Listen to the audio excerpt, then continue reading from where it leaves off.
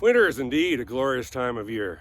I love winter, but actually I love all four seasons. It's the great thing about living in Canada. But today it's just gorgeous. The sun's shining. It's about -10. It's perfectly still. A great morning to be out, even with my old snowshoes on. But I'll tell you why. I had a call this past week from a customer, and it had to do with, he says, have you been out looking at what the ground is like? And he says, I've got some winter wheat that's under a bunch of snow. Will it be all right? Well, we all know that when it comes to winter wheat, we usually try to kill it at least 3 times during the course of the winter. There's the time when the ground freezes up the first part in December, usually January, and people worry, oh, well, will the wheat be all right? And then a year like this, where you get a bunch of snow and it's all covered up by snow, and because we can't see it, people think, what's going on? And then March will come along and we'll get a bunch of rain and freezing rain, and it'll be cold and freeze up again, and everybody will wonder, geez, who's going to make it out of there?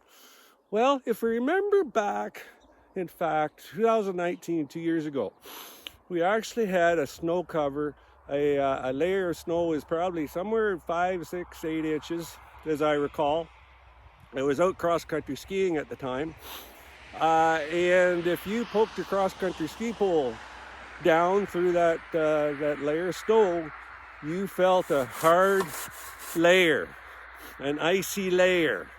And if you remember, the spring of 2019, we did lose a lot of wheat because of suffocation under that heavy, wet, frozen glob that formed right on top of the wheat.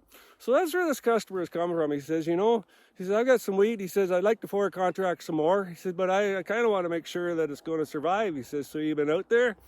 And I'd kind of thought a little about the same thing, but I thought, yeah, okay, why don't we go look? So that's what I'm here to do today and this morning. That's why I had my snowshoes on, because if you come out here with my handy measuring stick, my signpost, we've got a good, 15 to 18 inches of snow cover in this particular field where I'm standing at the moment, and it's pretty consistent across. I walked around, that's why I needed my snowshoes. And it's got a heck of a covering of snow. But then I did a little bit more work, took a shovel, uncovered, dug down through the snow to more or less about the soil line. So let's take a look at what we found. Here's my pit that I've dug in the snow, and I've got to the bottom. You can, in fact, I run my shovel, you might be able to hear that scrape. There is indeed a frozen zone here that's at the bottom of that 18 inches of snow. But the key question is really, how hard is it? So here's where my signpost comes in handy again, and we poke into it. And we find quite easily, in fact, that ice is porous. That means that there's air in it.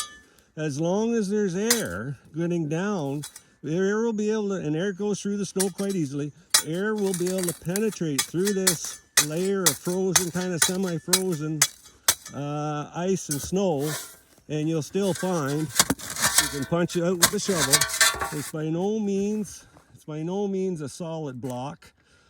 So my estimation after doing this a little bit and looking around is that today I don't think you have to worry. The wheat is going to be okay as long as that crown still maintains can get a hold of some oxygen, which it'll easily do under just a kind of a semi-ice layer. In my view, it'll be fine.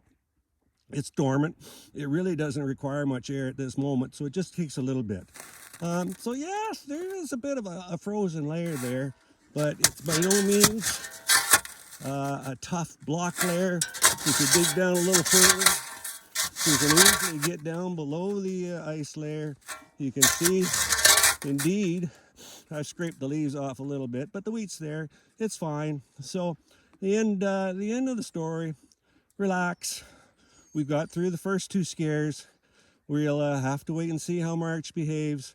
But I'm always optimistic about wheat crop, regardless of the winter conditions. And this year, I think we have reason to be optimistic, I should say.